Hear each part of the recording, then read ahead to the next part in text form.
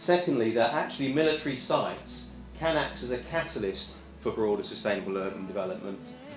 We can use this network as a laboratory for sustainable schemes and imaginative schemes to actually lead to broader sustainable development in the area, and actually inspire a policy of sustainable cities and sustainable urban development in the broader area.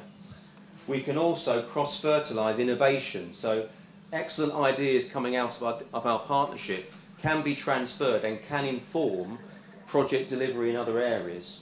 And we can make a valuable contribution to EU policy development.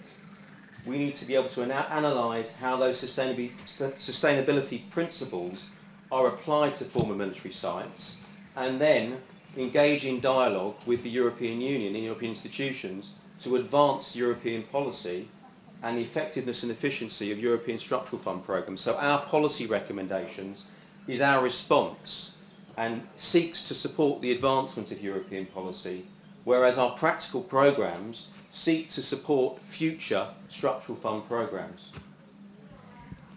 Our outputs are, as you are well aware, the framework, the policy recommendations, the good practice examples, the action plans, and our regeneration actions. And we have been able to deliver our activities on the basis of 4 key pillars. And again, this is where we're talking about fundamental changes in the way that we need to do things. So when it comes to achieving the sustainable reuse of heritage sites through energy efficiency and renewable energies, we need to make sure that sustainable energy policy is linked to heritage site preservation plans and linked to site regeneration and land use policy. The two things need to be combined. Secondly, when we're exchanging good practice and we're bringing new innovation, we can actually support the design and delivery of sustainable preservation techniques. And we can be advising, using our output to advise managing authorities and policy makers at all levels on sustainable heritage priorities and actions for the future.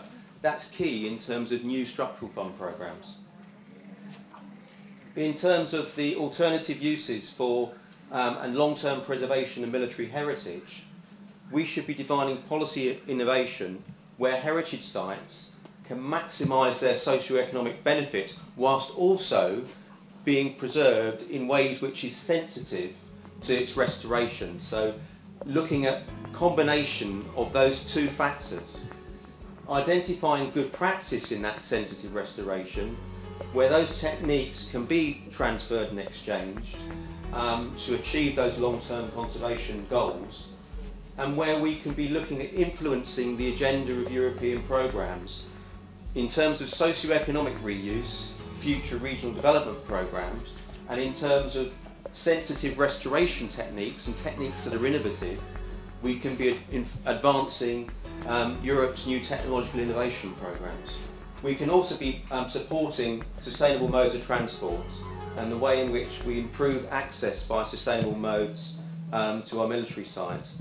And that's by informing the development of local level sustainable transport plans, integrating our sustainable transport policy at local level with planning and site regeneration priorities, and highlighting our existing good practice in successful sustainable transport links in terms of how they link to former military sites and in mainstreaming those innovative sustainable transport technologies. And ultimately we can be providing practical feedback on local obstacles and challenges experienced so that we can inform future EU policy. Last but certainly not least, in terms of the local jobs for local people agenda, we should be integrating site regeneration policy with local employment and skills considerations. So it's very important that when we're regenerating those sites that there are clear pathways for employment opportunities for local people mapped out in employment plans. And in defining those employment plans, they should all be about how we can unlock local employment for local people. In doing so, we should be championing the good practice that we already have existing in terms of the physical, social and economic regeneration of those sites and that joined up approach. And we should be using all of that good practice and those recommendations to integrate those approaches to inform future EU policy and new structural fund programmes in terms of how they're designed. So ultimately, our repair network should be part of that broader vision which Europe has now signed up to, that 2020 vision, and putting that vision in focus. So to conclude, we need to be providing that policy innovation which is based on practical local experience to reinforce the sustainability principles in Europe's 2020 vision. That's what our policy framework, our policy recommendations are ultimately looking to achieve, to reinforce those sustainability principles. Second, that we need to make a valuable and influential contribution to the formulation of new EU structural fund programmes 2014 to 2020. So all of the good practice that we have talked about in the repair network, we should be making key input into those structural fund programmes and supporting their formulation. Thirdly, we should be drawing on our local action plans to engage in dialogue with our managing authorities to inform new structural fund programmes. We should be designing high quality and efficient structural fund projects to deliver sustainable physical, social and economic regeneration in such a way for it to be combined. And we should highlight and transfer good practice in achieving sustainable urban development out of our former military site regeneration. In terms of Medway and Medway's future, what we are keen to do is to make use of what we've learned from the repair project to support the future regeneration of one of our military sites which still needs to happen.